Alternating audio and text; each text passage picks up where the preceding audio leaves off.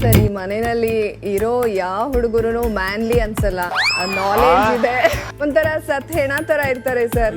For example, big boss ಮನೇಲಿ ಇರುವಂತಹ ಗಂಡಸರೆಲ್ಲರೂ ಕೂಡ ಗಂಡಸರೇ ಅಲ್ಲ, ಅವರೆಲ್ಲರೂ ಕೂಡ ಸತ್ ಹೆಣ ಇದ್ದಂಗೆ ಇರ್ತಾರೆ ಅಂತ ಹೇಳಿ ಜಾನ್ವಿ ಅವರು ಒಂದು ಸ್ಟೇಟ್ಮೆಂಟ್ ಅನ್ನ ಕೊಟ್ಬಿಟ್ಟಿದ್ದಾರೆ. ಹೌದು, ನಿಮಗೆ ಗೊತ್ತಿರ್ಬೋದು, ಕಿಚ್ಚ ಅವರು ಬಂದ್ರೆ ಎಸ್ ಆರ್ ನೋ ನಾವು ರೌಂಡ್ ಅನ್ನ ನಡೆಸ್ತಾ ಇರ್ತಾರೆ. ಅಲ್ಲಿ ಹಲವಾರು ಪ್ರಶ್ನೆಗಳನ್ನ ಕೇಳ್ತಾ ಇರ್ತಾರೆ. ಅದು ಕೂಡ ಸಂಬಂಧಪಟ್ಟಿರೋದು ಏನಂತ ಹೇಳಿದ್ರೆ, ಇಡೀ ವಾರ ಮನೆಯಲ್ಲಿ ಕುತ್ಕೊಂಡು ಹಲವಾರು ಸ್ಪರ್ಧೆಗಳು ಮಾತನಾಡಿರುವಂತಹ ಸ್ಟೇಟ್ಮೆಂಟ್ ಅನ್ನ ಅಲ್ಲಿ ಕೇಳ್ತಾರೆ.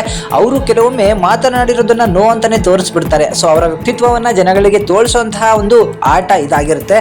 ಆ ಸಂದರ್ಭದಲ್ಲಿ ಸುದೀಪ್ ಅವರು ಜಾನ್ವಿ ಅವರಿಗೆ ಒಂದು ಪ್ರಶ್ನೆಯನ್ನ ಕೇಳ್ತಾರೆ. ಜಾನ್ವಿಗೆ ಅಂತ ಅಲ್ಲ, ಇಡೀ ಮನೆಗೆ ಒಂದು ಪ್ರಶ್ನೆಯನ್ನ ಕೇಳ್ತಾರೆ. ಈ ಮನೆಯಲ್ಲಿ ಗಂಡ್ ಮಕ್ಳಿಗಿಂತ ಹೆಣ್ಮಕ್ಳೇ ಸ್ಟ್ರಾಂಗು ಅಂದ ಕೂಡಲೇ ಜಾನ್ವಿಯರು ಎಸ್ ಅಂತ ಇಟ್ಕೋತಾರೆ. ಆಗ ಸುದೀಪ್ ಅವರು, ಯಾಕ್ರಿ ಜಾನ್ವಿ ಅವರೇ, ಏನು ಇದಕ್ಕೆ ಒಂದು ಕಾರಣ ಕೊಡಿ ಅಂತ ಹೇಳಿದಾಗ, ಹೌದು ಸರ್, ಈ ಮನೆಯಲ್ಲಿ ಇರೋರೆಲ್ಲರೂ ಕೂಡ ಮ್ಯಾನ್ಲಿನೇ ಇಲ್ಲ, ಅಂದ್ರೆ ಗಂಡಸ್ರೇ ಅಲ್ಲ ಅಂತ ಹೇಳ್ಬಿಡ್ತಾರೆ.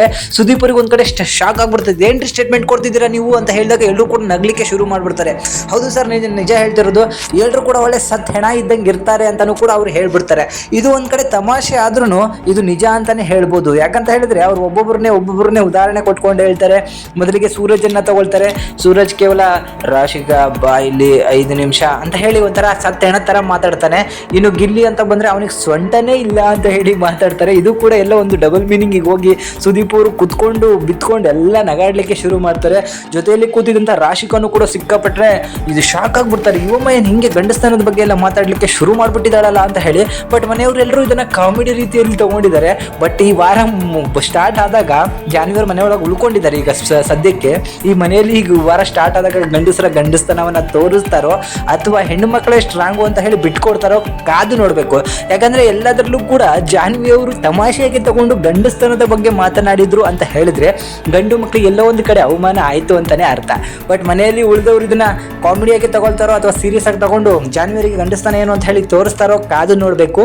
ಬಟ್ ಏನೇ ಆಗಲಿ, ಈ ಪ್ರೋಮೋನ ಗಂಡಸ್ಥಾನದ ಬಗ್ಗೆ ಬಿಟ್ಟಿದ್ದಾರೆ. ಜಾನ್ವಿ ಅವರು ಮನೆಯೊಳಗಿರುವಂತಹ ಎಲ್ಲ ಗಂಡಸರಿಗೂ ಕೂಡ ಗಂಡಸ್ತನ ಇಲ್ಲ ಅಂತ ಹೇಳಿ ಇಂಗ್ಲೀಷಲ್ಲಿ ಹೇಳ್ಬಿಟ್ಟಿದ್ದಾರೆ. ಮ್ಯಾನ್ಲಿ ಇಲ್ಲ ಅಂತ ಹೇಳಿದ್ರೆ ಗಂಡಸ್ತನ ಇಲ್ಲ ಅಂತಾನೆ ಅರ್ಥ ಬರುವಂಥದ್ದು. ಸೊ ಅದಕ್ಕೆ ನಿಮಗೆ ಏನಾದರೂ ಬೇರೆ ಅರ್ಥ ಏನಾದರೂ ಬಂದಿದ್ರೆ ಅದನ್ನು ದಯವಿಟ್ಟು ಕಮೆಂಟ್ ಮುಖಾಂತರ ತಿಳಿಸಿ. ಬಟ್ ನನ್ನ ಪ್ರಕಾರ ಅದೇ ಅರ್ಥ ಬರುವಂಥದ್ದು. ಸೊ ನೀವು ಗೂಗಲ್ ಮಾಡು ಕೂಡ ನೋಡ್ಬೋದು. ಬಟ್ ಮನೆಯೊಳಗೆ ಗಂಡಸ್ತನ ಇಲ್ದಿರೋ ಗಂಡಸರು ಇದ್ದಾರೆ ಅಂತ ಹೇಳಿ ಕೊನೆಗೂ ಜಾನ್ವಿ ಅವರೇ ಬಾಯಿ ಬಿಡಬೇಕಾಯ್ತು. ಸೊ ನೋಡೋಣ, ಈ ವಾರನಾದರೂ ಗಂಡು ಮಕ್ಕಳು ಗಂಡಸ್ತರನ್ನ ತೋರಿಸ್ತಾರೋ ಅಥವಾ ಹೆಣ್ಮಕ್ಳು ಸ್ಟ್ರಾಂಗು ಅಂತ ಹೇಳಿ ಸುಮ್ಮನಾಗ್ತಾರೋ ಅಂತ.